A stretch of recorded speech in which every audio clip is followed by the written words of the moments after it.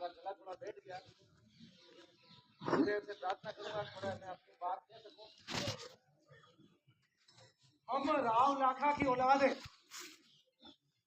हम यहाँ बैठे हैं राव लाखा की औलाद है, अनूप और अनहल की औलाद है। हमारे मन में ये नहीं होना चाहिए कि ये चीता है और ये बड़ है, कि ये चीतों का गुरुद्वारा है या बड़ों का गुरुद्वारा है। ये हमारा रावतों का गुरुद्वारा है। और सबसे बड़ी बात, ये रावत हमारी जात नहीं है, रावत हमारी पदवी है। ये दिमाग में अगर किसी के गलतफहमी है तो निकाल दो और इस गलतफहमी को बिल्कुल दूर फेंक दो। हम राजपूत हैं और हम किसी के भी बस में नहीं रहे, न मारवाड़ के बस में रहे, न जोधपुर, न मेवाड़, न उदयपुर के बस में रहे। हमारे यहाँ गुरुद्वारे से पहले मंडी न्याला गुरुद्वारा था। भीमता रावत को वहाँ धोखे से शराब में जहर मिला के मार दिया गया। तब हमने ये नया गुरुद्वारा स्थापित किया।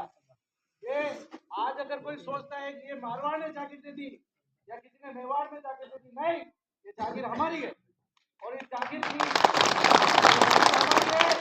हम हमेशा स्वतंत्र रहे हैं। और मैं कह रहा हूँ आपको मन को भी स्वतंत्र कर दो, किसी के गुलाम मत बनो। आप किसके गुलाम बन रहे हो? आपकी समाज की कदम है, आपकी समाज की कदम पे सिर्फ आपके समाज का ही बंदा बैठना चाहिए, कोई दूसरा कैसे बैठ सकता है?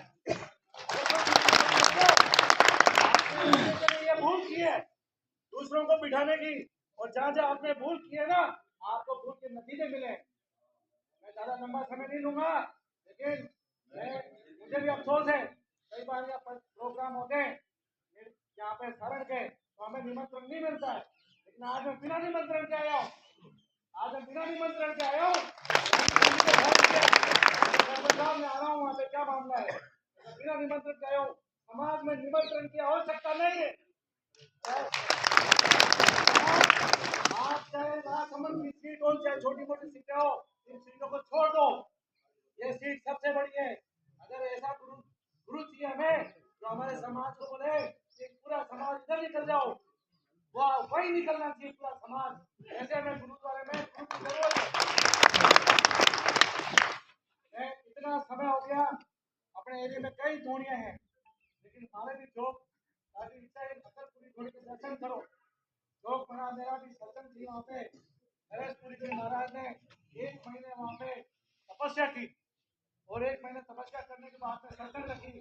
मुझे भी समाचार मिला, मैं भी उस सत्संग में वहाँ गया, सत्संग में गया, सत्संग निवट गई। मैं कम से कम 4-5 घंटे वहाँ रुका और सुबह उठे आप लोग बैठो, समाज में बैठो, बिना जोग माया की पूजा के लिए पानी भी नहीं किया करे। कहीं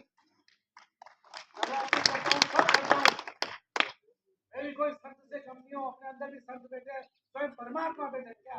लेकिन एक बात है, मुझे करते करते आज 25-30 साल हो गए पूजा पाठ करते हुए। लेकिन जब मैं वहाँ धूड़ी पे गया, अकलपुरी की धूड़ी पे, तो मुझे वहाँ समाप्त होने लगा प्रोग्राम, तो मुझे एक महाराज थे, उन महाराज ने सुमेर महाराज थे, सुमेर जी हमारे रायरा के महाराज थे, उन्होंने मुझे कहा सरपंच साहब एक बच्चों है, एक बच्चों है 1 महीना नरेशपुरी जी ने भक्ति करता हुए क्या, और एक बच्चों जो 1 महीना हूँ अटे माँ हिंगलाज माता अटे महीने गुफा महीने स्थान है अटे 1 महीना हूँ ओ अटे तपस्या कर रही हो। बाहर जी उठे महीने तपस्या करता और गुफा में तपस्या करता, फिर बच्चा नो आप मिल जाओ।